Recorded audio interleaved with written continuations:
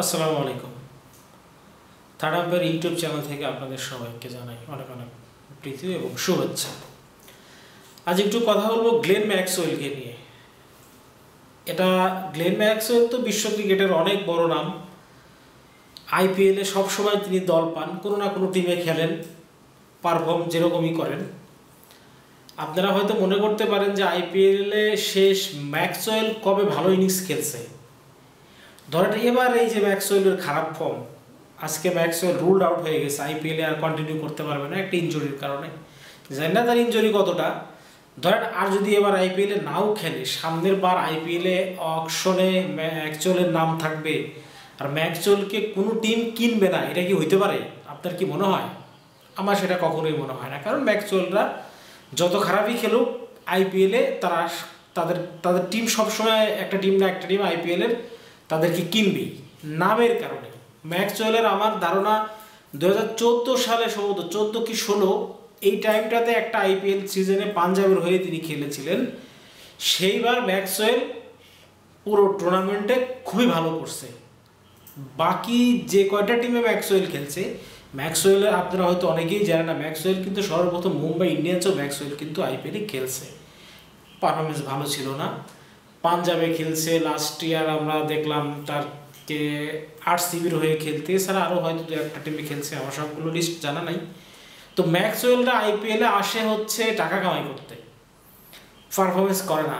এই যে ওর নাম কি, আর একটা ইংলিশ ক্রিকেটার লিয়াম লিভিংস্টোন, তার কি পারফরমেন্স আইপিএলে।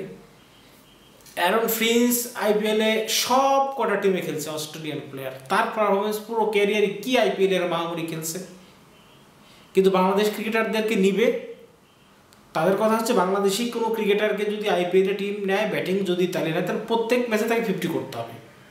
এক ম্যাচে 30-20 রান করলে পরের ম্যাচে সে বাদ পড়বে। কোনো বোলারকে নিলে প্রত্যেক ম্যাচে তাকে মিনিমাম কমপক্ষে 2 থেকে 3 উইকেট, 2 উইকেট নিলেও পরের ম্যাচে সুযোগ দেয় না। মোস্তাফিজের ক্ষেত্রে সেটা হয়েছিল, 3টে করে উইকেট নিতে হবে পার ম্যাচ। আর ওই যে জোফরা আর্চাররা 4 ওভার বল করে 40-50-60 রান দিবে, নকিয়ারা 40-50-60 রান দিবে, আরও অনেকেই আছে, নাম বললাম না। তারা ম্যাচের পর ম্যাচ সুযোগ পাবে, ম্যাচের পর ম্যাচ খেলে যাবে। মিচেল স্টার্কের গতবার 27 কোটি 25 কোটি প্লেয়ারের কি পারফরমেন্স ছিল, সেমিফাইনাল ফাইনাল বাদে। যাই হোক, তারপরেও মিচেল স্টার্ক কভার করে দিয়েছে, তার টিম চ্যাম্পিয়ন হয়েছে, সেই দিকে না যাই। বাকিগুলোর অবস্থা কি? আসলেই আপনি কাউকে এত সুযোগ দিবেন, কাউকে দিবেন না, এটা আপনি না হয়, যেমন এবার বাংলাদেশের কেউ নেই, আপনি না হয় কাউকে নিবেন না, কিন্তু নিয়ে তাকে প্রপার সুযোগ দিতে হবে খেলার জন্য। লিটন দাসকে একটা ম্যাচ খেলাইছিল, একটা ম্যাচে একটা ব্যাটসম্যান কি প্রুভ করতে পারে, তার মধ্যে কি আছে। 2-3টা ম্যাচ খেলায় যদি খারাপ, কিন্তু সেটা ভিন্ন বিষয় ছিল। গুরবাজকে গত সিজনে বেশ কিছু ম্যাচ খেলাইছে, খারাপ ভালো মিলিয়ে তার পারফরমেন্স ছিল। এবার গত 2-3টা টানা ম্যাচ খেলো, 3টাই ফ্লপ, তারপরে তাকে একাদশের সুযোগ দিচ্ছে, তাই না? এভাবে যদি চলতে থাকে তাহলে আমাদের ক্রিকেটারের বিশ্বমঞ্চে সুযোগ পাবে না। অ্যান্ড রিশাদের ক্ষেত্রে পিএসএলে 3টা ম্যাচ টানা খেললো, হাইয়েস্ট উইকেট টেকার, 8টা-9টা উইকেট, 4th ম্যাচে তাকে ড্রপ করলো। হোয়াই? কি কারণ? পারফরমেন্সের কারণে যদি তাকে আপনি দল থেকে বাদ দিতে, তো বাদ দিতে পারতেছেন না, তাহলে কি জন্য বাদ দিলেন? এরকম ব্যাখ্যা নাই।